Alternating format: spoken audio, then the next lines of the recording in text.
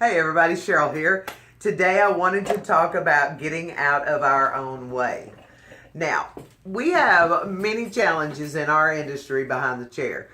Way too many to list. Some of them are what we encounter now, like the dark hair, trying to go platinum, yada, yada, yada, yada. So clients and the industry as a whole bring enough challenges to us. But one of the biggest challenges I find with hairstylists as a whole is how we get in our own way, much like people who trip over their own 2 feet all the time. Now, to be fair, some of us trip over our own 2 feet occasionally. Apparently, some of us can't talk today. So, what happens when we trip over our own 2 feet is because one foot got in front of the other and there wasn't room for them to walk in a healthy stride. And that's what we want to accomplish when we're behind the chair, is working in a healthy stride in every aspect of the industry, continually setting yourself up for success. So some of the smaller key points I think are beyond obvious. That is to be on time, be there before your first client. If you continually show up 15 minutes after your first client every single day, that's a choice you've made. And if you can be there at 15 after 9 every single day, then you can be there at 8:45 every single day. That's a choice you're making. So start your day out in the positive, because when it comes into the negative, it's going to roll that way all day long. Now, another thing would be to come in with your hair fixed, your makeup on, so on and so forth. I think those two things go without saying, but just a gentle reminder. Another thing would be is to be a successful colorist. I think one thing that's really important is having your own hair colored. Keep it fresh. I color mine every third Friday morning at 4 a.m. And I keep it in a manner where I can do it myself because I'm so busy when I'm behind the chair. I want to keep it looking good. Think about it in terms of this. Would any of you go to a toothless dentist? I didn't think so, and I'm not going to either. Now, if you are working behind the chair, then you're working on clients, and you're using products on their hair. Educate them about those products. Tell them what they need to purchase. Make sure you tell them, show them, and make sure they're purchasing it before they leave the salon, so they don't have to get real excited the next time they see you out in public and say, "Oh, I found that stuff you used on my hair at Ulta." Nothing wrong with Ulta. They're salons. Their base is retail. But my clients don't go to Ulta without me first educating them about what they need, showing them where it's at on the shelf, telling them how to use it, how often, and so on and so forth. And I have them go an extra step with that one. I have them take a picture of it. So when they come back to purchase more, if they can't remember what it is, the picture of it is in their phone. That is very helpful. Okay? Another thing would be to learn your color lines, learn the chemistry of hair color, invest in yourself. If you don't have the money, you certainly have time to read the informational material that comes with your particular color lines.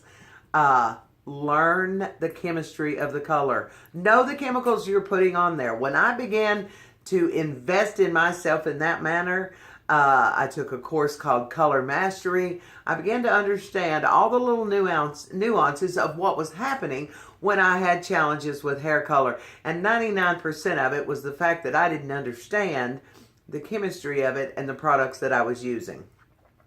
That is so key. It really helps to avoid what I call A&P color. A&P color is what I call apply and pray. That's not a good position for you to be in, and your client certainly doesn't want to know that you left to go back to the dispensary and pray before you did her color, because you had no idea what was going to happen and you just hoped that it all turned out okay. Another thing I think is key behind the chair is giving discounts. I see no reason to give a discount. I don't owe any person who sits in my chair, including family and friends, anything in the way of discount. This is a business. Treat it as such. No, I tried never to charge my mother for her hair color, but Mom insisted. She's the one who taught me this is your business. And if I'm in your chair and you're doing it for free, then you're losing money. Don't. Just don't. It's not necessary to give them discounts. There's a lot of ways you can do promotions. There's an awesome lady I have never had the pleasure to meet. Her name is Nina Tullio. You can look her up on YouTube. She runs the One In Agency.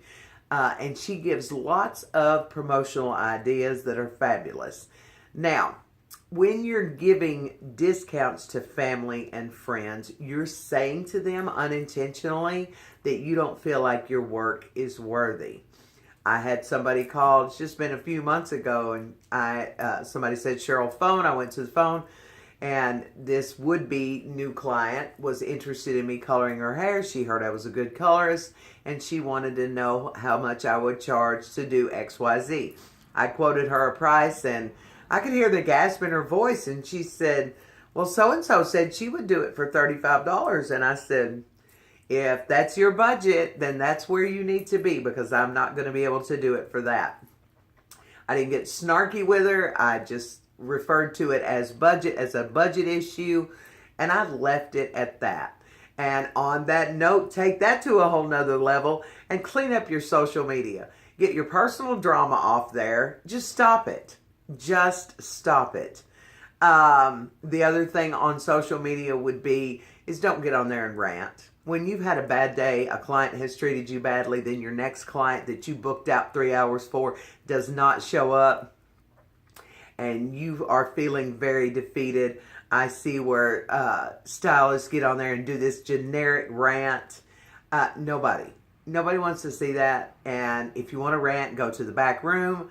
Tell one of your coworkers. It's certainly okay to be mad. I get upset when it happens to me. A lot of things you can do to help prevent that. That's a whole nother issue. But you are responsible for your behavior, and if you'll keep it in a professional light, keep it energetic, keep it light, and keep it going, and realize that things happen that are out of our control, the better off you will be. Teach yourself more about communication. Find resources. Find resources on how to communicate with your clients to get the message across why we can't do their hair from black to platinum all in one session. I know we tell them. I know you guys are fabulous at telling them that. But there's some kind of disconnect somewhere because they're not understanding the full dynamics of it. And teach yourself how to have those conversations and come out successful on the other end. And on a more personal note, this one is more personal to me because this is one thing that I've been struggling with.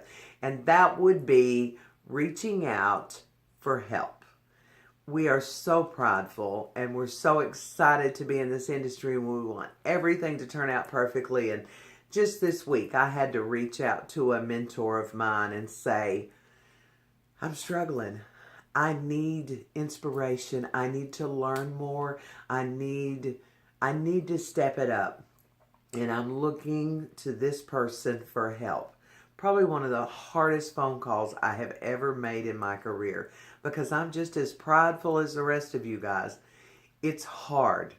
It is so hard. But step up and say, I need some help. Wherever you get your help from. If you need help with energy, get a personal trainer. If you, whatever that you need help with in this industry, if you're having emotional problems, take it to a counselor, but ask for help, because you're going to expend that energy somewhere.